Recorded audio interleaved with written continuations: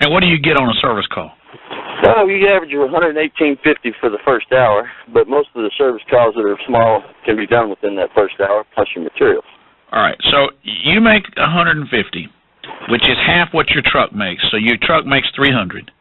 Well, sometimes the truck makes about $400, but you got other costs. Okay, well, let's just get to $300.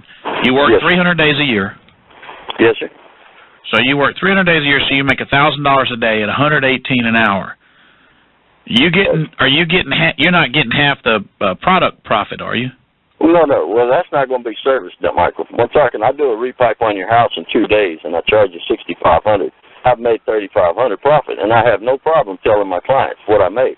So that way I stay in the business, and I'll be here tomorrow whenever they need that warranty. You know, that is the funniest thing ever, what you just said, because I am amazed how many people are uncomfortable talking about profit and uncomfortable with the notion that you should, could, and intend to make a profit.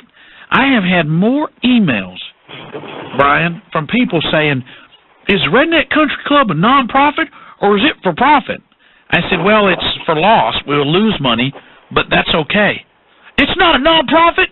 No, it's not. I really would have.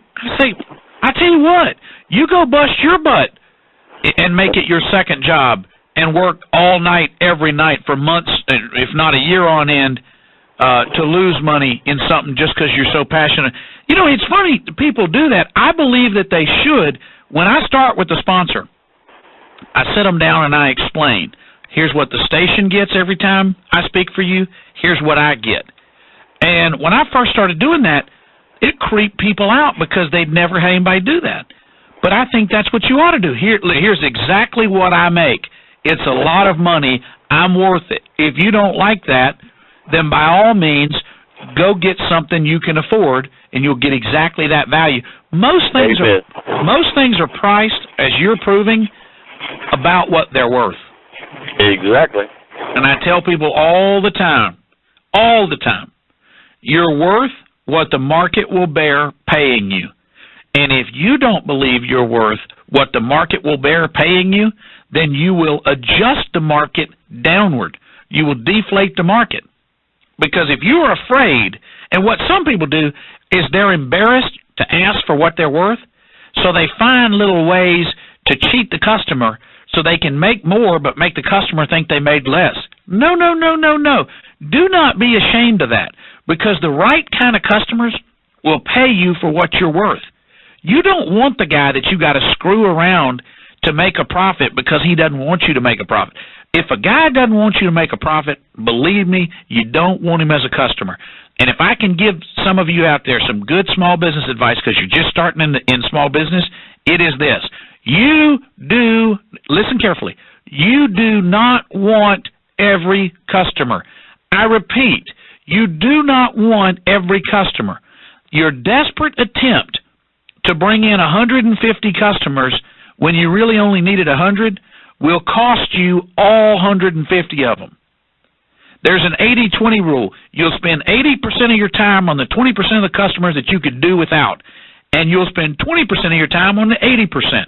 You see this at restaurants all the time. The customer that doesn't complain gets underserved. The customer that does complain gets overserved, because businesses have built their model around pleasing the guy that complains because they think he writes Yelp reviews. So they run and overserve him, and the guy over in the corner that doesn't bother anybody, he doesn't get a waiter for 25 minutes at a time. That's a bad way to do business. Terrible way to do business. You should satisfy your customer based on doing your job. And the guy who's complaining, if he's irrational, let him go. I've had more people with the RCC. Well, I just tell you this. If I can't bring my gun inside the bar, if I can't have my gun on me at all times, I'm not going to join. You ain't bringing your gun inside. You're not going to have your gun in a 30-06 facility. We're going to have plenty of people with guns making sure you're safe. Well, I don't believe in that. Good. Go somewhere else. Well, if I can't bring my dog and my kids in, I'm not coming. You're exactly right. You're not. I don't want you. I've now put you on the blacklist. Show up, you'll be thrown out.